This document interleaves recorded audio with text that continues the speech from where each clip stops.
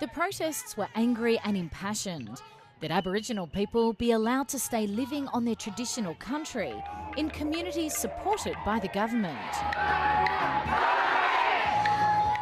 Now, Aboriginal communities have been assured that no one will be forced to leave their home.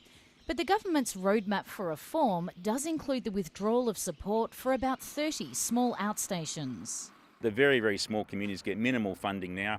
It's likely that they will transition to not getting any resource, but any communities that are effectively more than 10 people will have security of resource. 10 larger communities, some of which have more than 500 people, will receive upgrades to essential services. $200 million will also be spent on new housing to support relocation.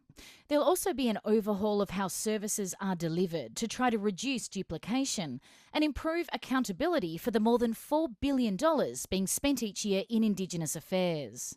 Another $20 million will be spent on improving town-based reserves.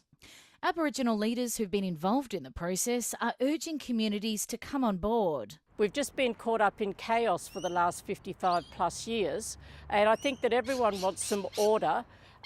There will have to be some tough decisions made, but ultimately we need to get back to a situation of peace and prosperity. The past 30 years and the status quo doesn't work, so it requires a new approach, and this is what the reform offers.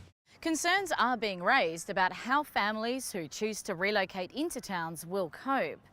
But the changes are being phased in over several years, so it could be some time before that comes clear.